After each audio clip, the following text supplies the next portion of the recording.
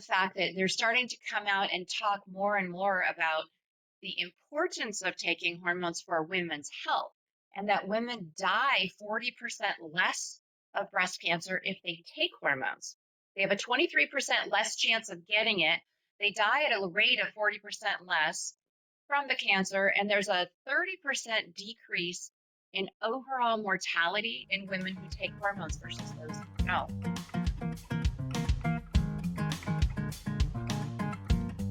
Hi, everybody. This is Diane Gilman, formerly known as the Queen of Genes on HSN, but now the proud host of my own podcast, Too Young to Be Old, which is also the title of my second book.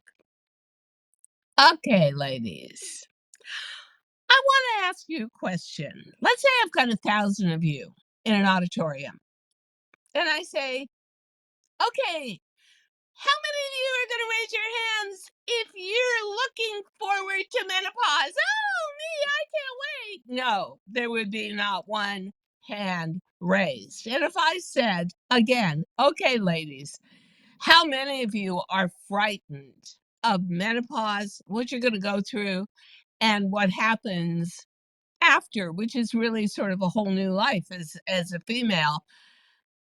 You would all raise your hands.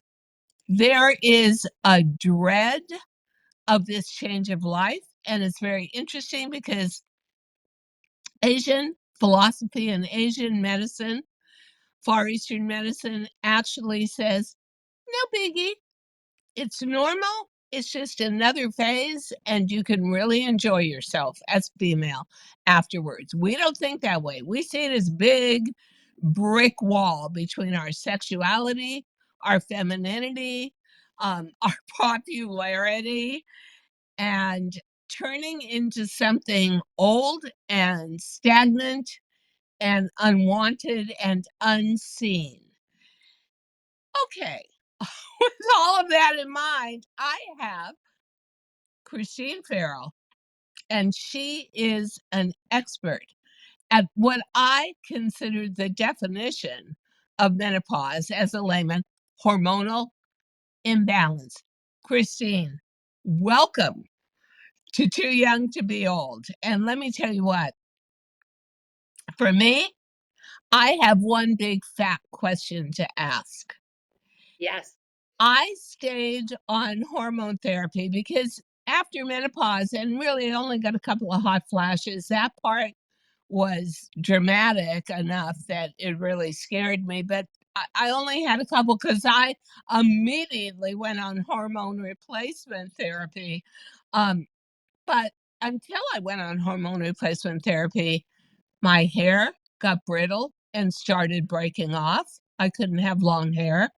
My skin dried up, and no amount of La Mer or, $500 creams was going to do anything for it.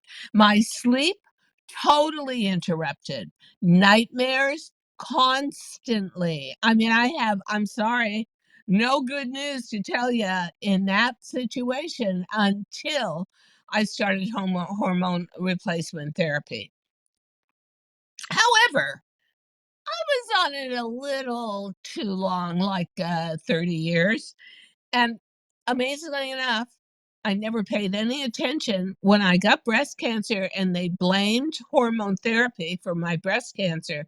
First question they asked me was, were you on bioidentical hormones? And all I had ever done was take the therapy for results. Yeah. It never even went, it was like, oh my God, this works. My skin looks great again. My hair is growing. I've got energy. So tell us the difference between regular hormonal replacement, which I'm sure some parts of the world are doing, and bioidentical hormones. Okay. Thanks for having me, Diane, first of all. And yes, the difference is that you've got hormones, bioidentical, that are meant to be as close to the human hormone as possible. Now, nothing's going to be exactly the same as what was in your body, right? But when you have something that's plant-based, typically comes from soy and or wild yams, and it's as close to the molecular structure of what's in your body, then your body can assimilate it properly. It has the enzymes to break it down and clear the byproducts out. So that's a big piece. When you're using something that is a chemical copy, it's kind of like trying to put a rusty key in a rusty lock. It kind of works, it kind of doesn't. It'll help the symptoms, but it's not really giving you the health benefits. And then you've got all these byproducts left behind, and that's part of what the issue is. What are byproducts? Byproducts are, so for example, the study that was done in 2002, without getting super technical, which is what scared everybody off hormones, was done on a synthetic estrogen progestin. So it's not progesterone, it's a progestin. So it works, but your body doesn't have the enzymes to clear it out. So the byproducts would be things that aren't natural to your body, toxins that get stuck in your fat, things of that nature, things that have to clear through your liver. So it's a whole different, like, there's a type of estrogen called estrone. It's natural to our bodies, but when we take a synthetic oral estrogen, that level goes way up. And there has been some studies, quite a few studies, that show that may be the cancer causer.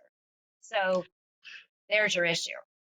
Because after breast cancer, I'm terrified of eating or ingesting anything that has soy or any kind of product that will produce estrogen or is estrogen like. And so, if I go to a Japanese restaurant, I'm angsting over having a little soy sauce. I would love to have tofu in my diet, but I'm scared of it because it's got an estrogen content. So, do you believe that the classical medical community is just against hormone replacement? Because I got to tell you something. Um, I credit getting back on hormones after I went through menopause with my whole career.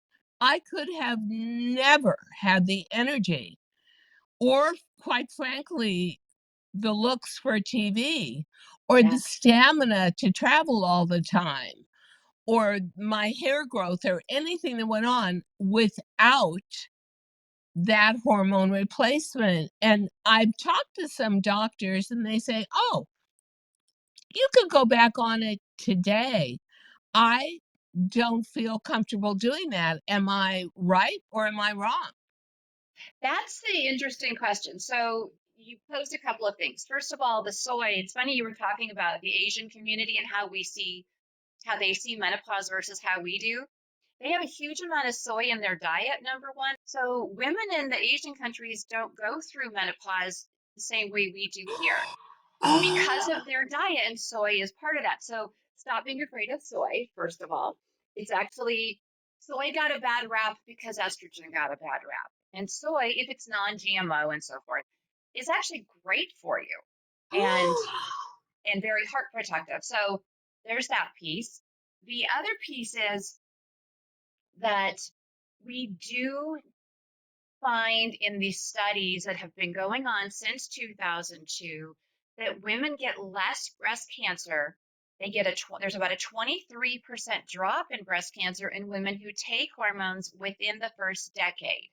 So, and then the new studies, actually, it's interesting. In Oprah, they just published, she published an article by a doctor looking at the fact that they're starting to come out and talk more and more about the importance of taking hormones for women's health, and that women die 40% less of breast cancer if they take hormones.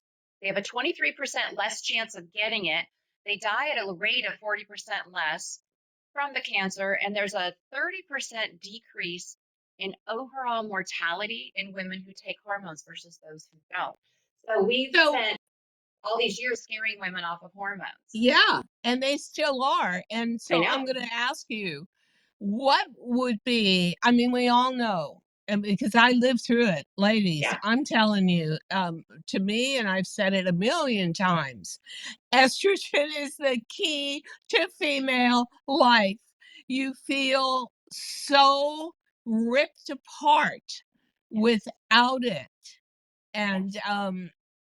you feel so put back together again the minute, I mean, I literally felt the minute I started taking it that there was a virtual clock in front of me where I had been aging rapidly without hormones, and that clock stopped and started ticking backwards.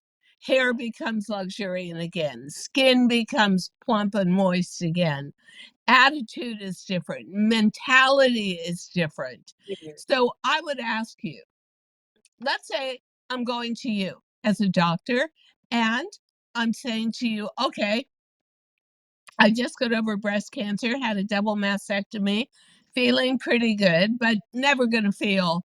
I mean, that was 5 years ago. So just add that on to now being 78. What would be your prognosis and diagnosis for me if I said to you, you know what? I think I could perform better in my new life as a podcaster and influencer. I think I could do better. I think I could feel better if I was on hormones again, bioidentical hormones. Would you prescribe them for me? What Good would question. you do? It's a good question.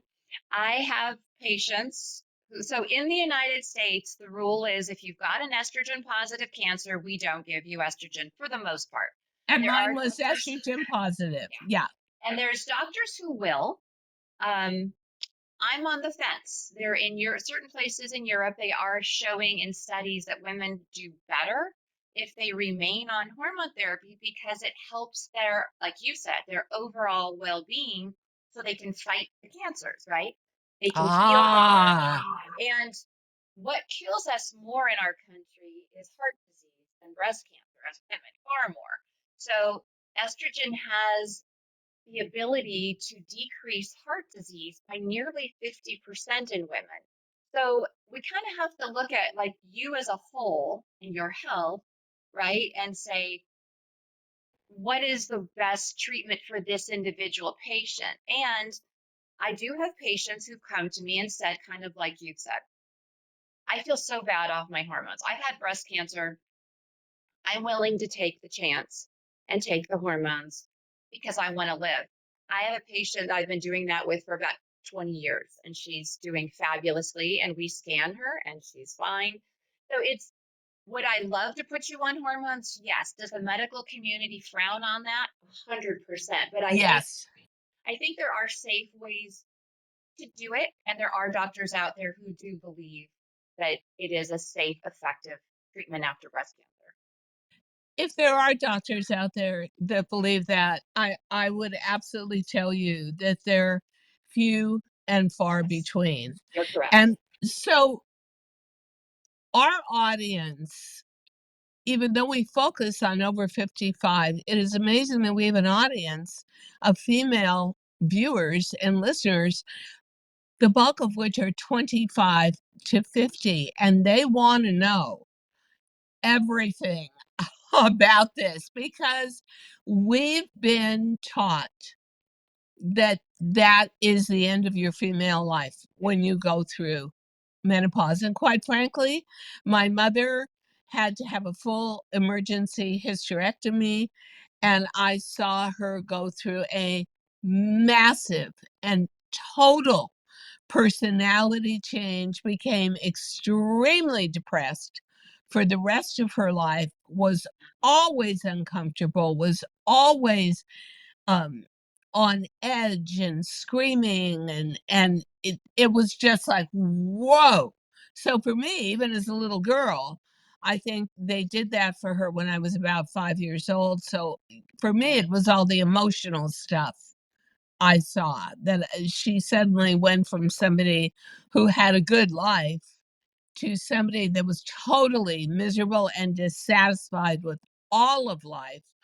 Um, how do you counsel patients? So let's say, what would be the first signs of menopause, and where would you want to jump in and get bioidentical hormone replacement started? For me, the only thing I did not have was, I think the whole time, I had exactly 2 hot flashes, and let me tell you what, Christine, those 2 were enough to make me never wanna have another one. Yeah, Whoa, that was like a fast track to hell and back again. It was so hot and yeah. just that was really unfair. That was very unfair of Mother Nature. So when Agreed. do you want to step in and say, basically, do you and also asking you this question too in the answer,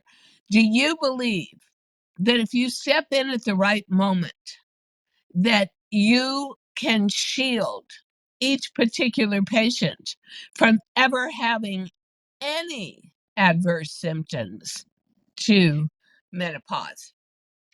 So one area that gets very overlooked is perimenopause. So right around 35, the hormone levels start to drop, and it's hard to say at what point it'll hit each particular woman, but that can last up to 15 years. And there's irregular Oh, periods, there's night sweats, and there's sleep issues, and there's decreased libido, and there's brain fog, and there's mood. You know what I mean? So it's like my feeling is when the symptoms hit, it's time to start getting looked at and having your hormones checked. So if you're still getting periods, a lot of times doctors will say, well, you're not in menopause, so I don't care. Go have a nice life, but you're miserable and you're not sleeping, you're bleeding to death, and God knows. So the reality is that's the time to get checked. That's the time to start treatment at the very least, at the very first symptom. If you're not experiencing any issues in perimenopause, like you were, it sounds like you were pretty good, and then you hit that point of, oh, things are going off the rails, that's the immediate time to start. The first 10 years of true menopause, which is the end of your periods, for a year, is the classic gold standard what menopause is. That first 10 years is the sweet spot. If you start hormone therapy in that time, you're helping, like you said, to turn the clock back. And that's not just in how we look, which obviously is important to us, but it's internally. Your heart, your bones, your brain, diabetes risks, all of those things drop if you start in the first 10 years of menopause. So it's important that women kind of be prepared for, first of all, you don't get a gold medal for suffering through this nonsense. yeah, So, that, yeah, that's so true. yeah, And the only thing that I think is number one, when I turned to my first round of hormone replacement, that was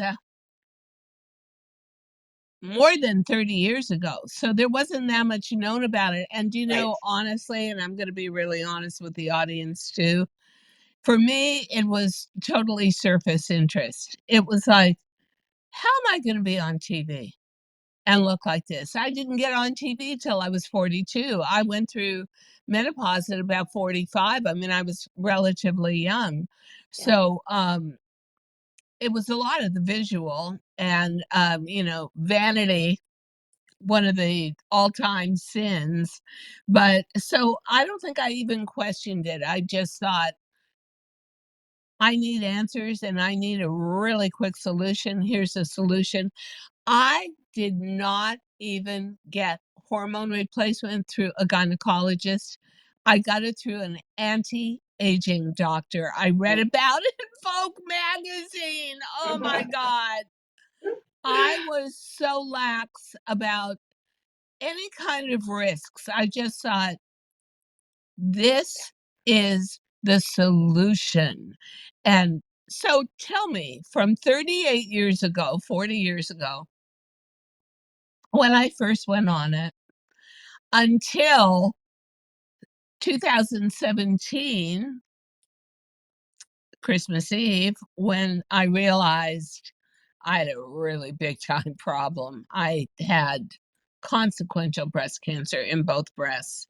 Wow. What has changed in the gynecological hormone replacement, oh my God, I'm terrified of menopause area of medicine?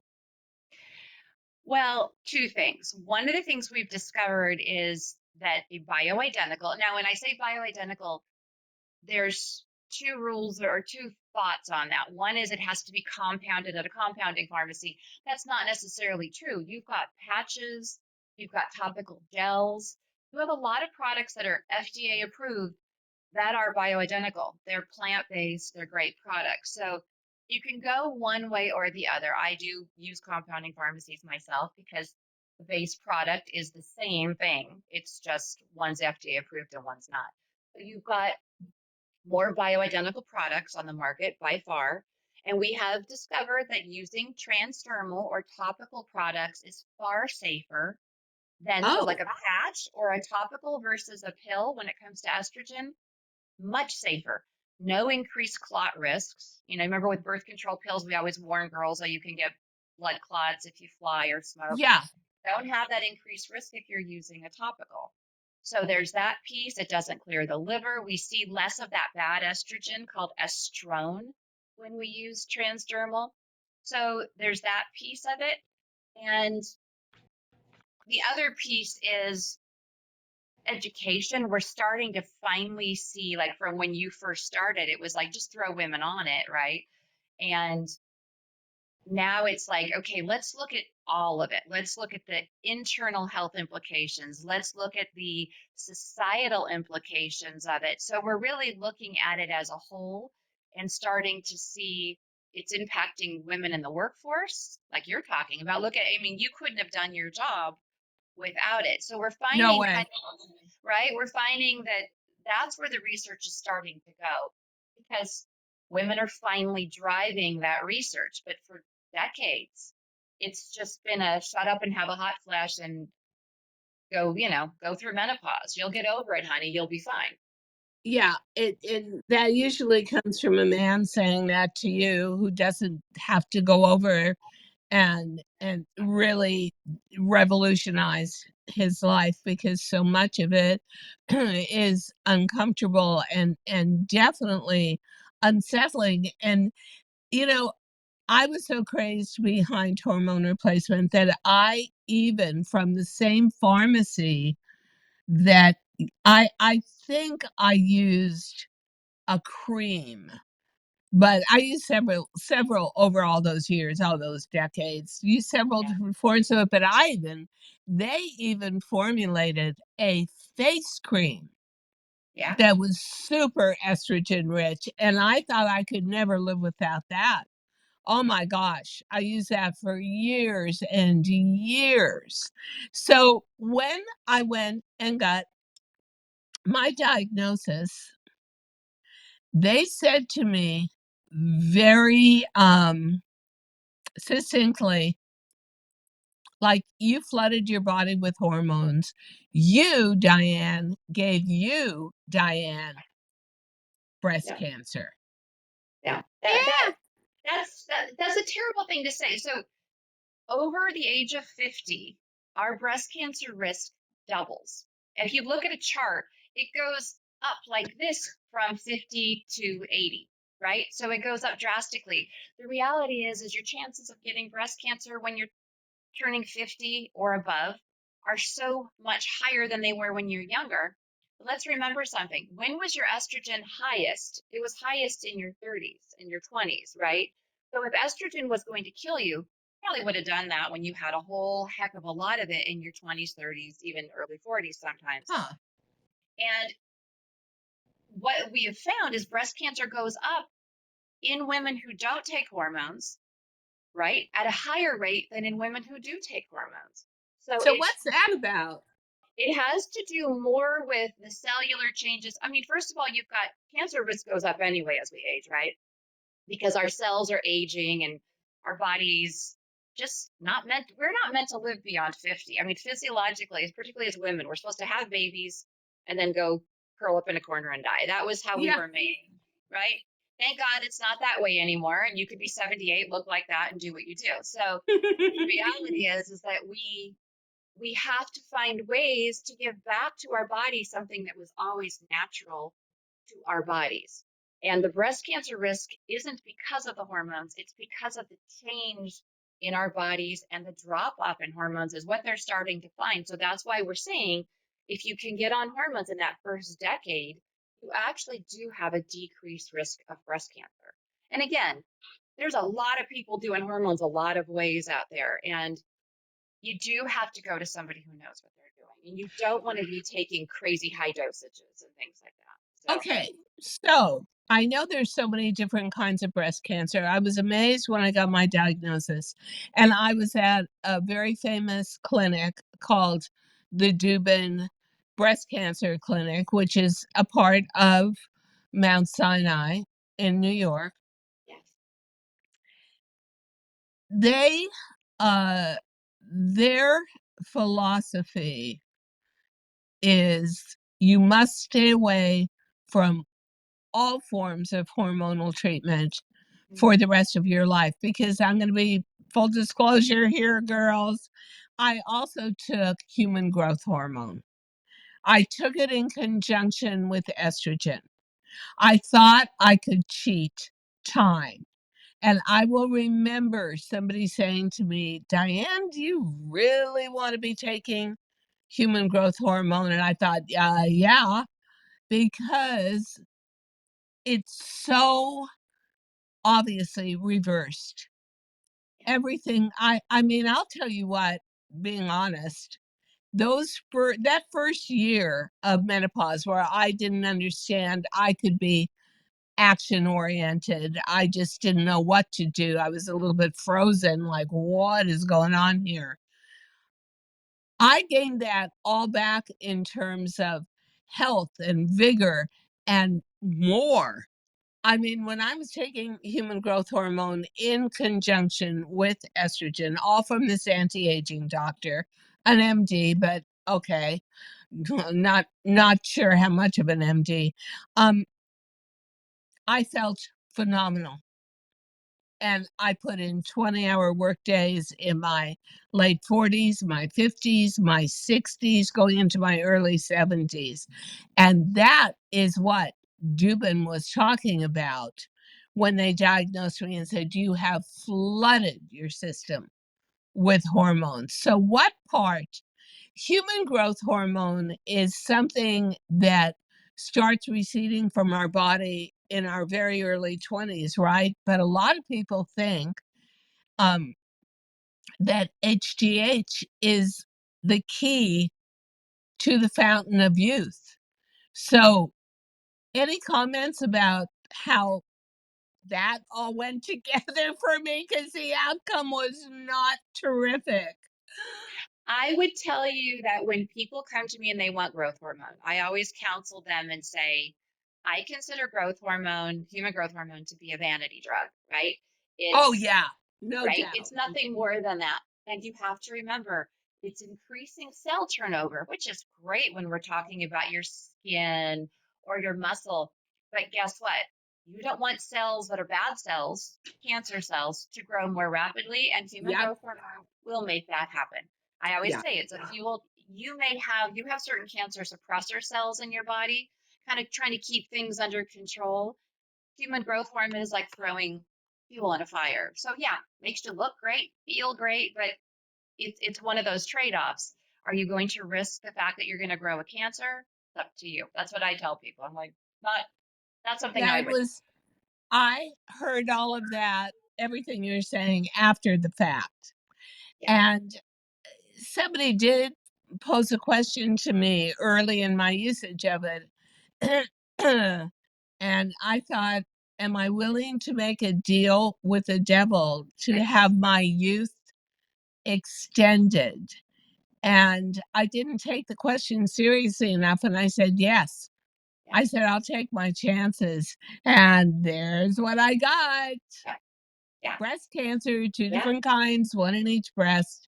And albeit, the truth is they were really, I think, correct in the way they couched it, that you flooded your body with hormones. Because I not only had estrogen over here, I had human growth hormone over here. Yes, And I was just sure that I had created a foundation of being ever youthful and never really growing old, and I was going to fool everybody. So, in final, closing and final questions, I would say that there is a huge part of the medical community that sees you as a female making a deal with the devil Yep. by taking bioidentical estrogen or any kind of estrogen.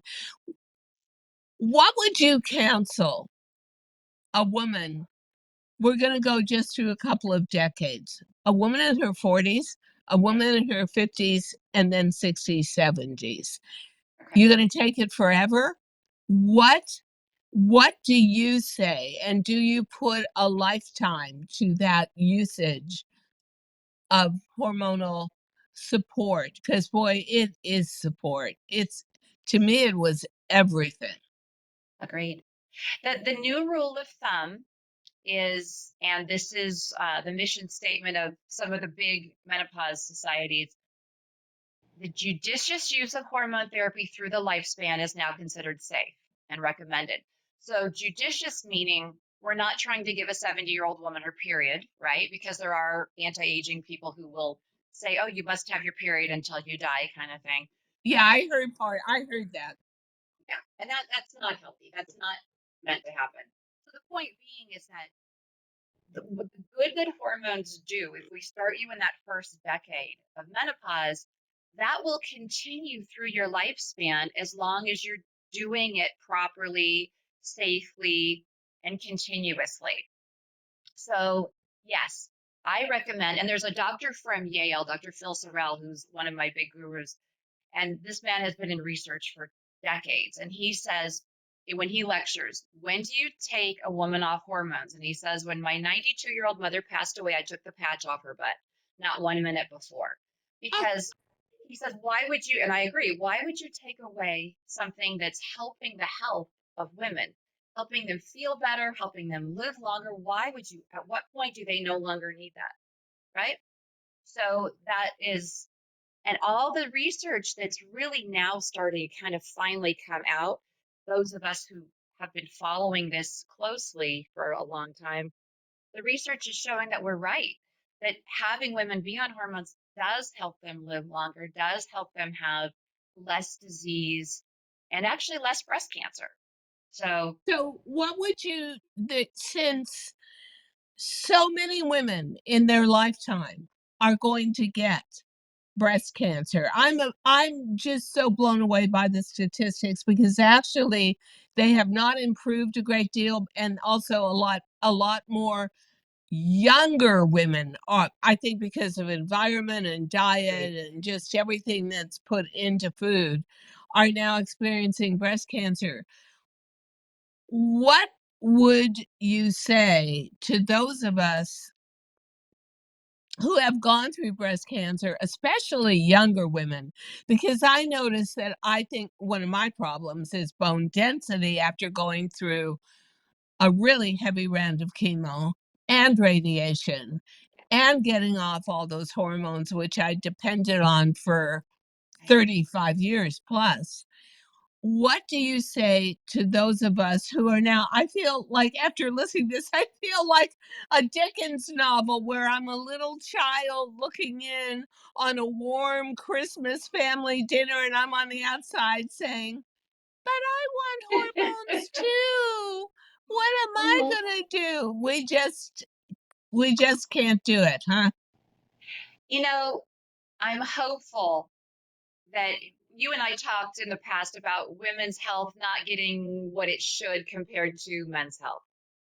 Um, I think, excuse me, I think we're hitting the point where women are starting to ask for more. And I think the research will show that it's safe to take hormones after breast cancer down the road.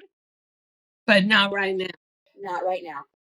Sadly enough, I don't have the courage to go against that. But I am gonna say, and I do want to say for our audience, I'm not going to deny that honestly, hormonal changes and going through that dreaded word menopause is not a scary thing. You know, it there are three phases of life to a female.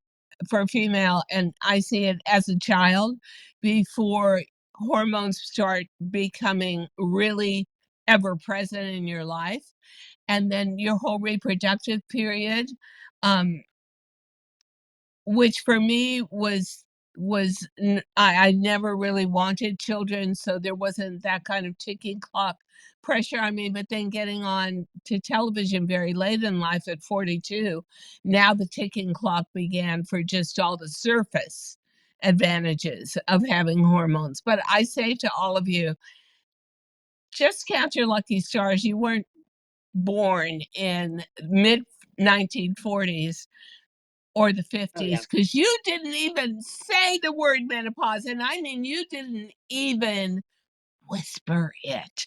It was a non-starter, and that was a horrible thing. That was something as a female you internalized, and you were ashamed of it, and you felt less than after it, and you felt, my mother always said, life was over with, but done. There was no sense females living on. So be glad that you're born when you are, because we can all talk about it now. We can take it out of the shadows. We can make it an open forum and discussion. And with the help of doctors like Christine Farrell, we can actually do something about it and have an enjoyable extension of female existence. And with all that, Christine Farrell, I thank you so Thank you. much. This was so, to me, informational and inspirational. Thank you, my friend. Thank you so much, Diane. Thank you so much for listening to Too Young to Be Old podcast. The episode may be over, but the fun doesn't have to stop here. Find us on Facebook, Instagram, TikTok, and YouTube at The Diane Gilman, or visit our website, thedianegilman.com. If you like the show, leave us a rating or a review and subscribe so you don't miss the next episode. And until then, don't forget, age is just a number. Together, we'll prove that we are all too young to be old.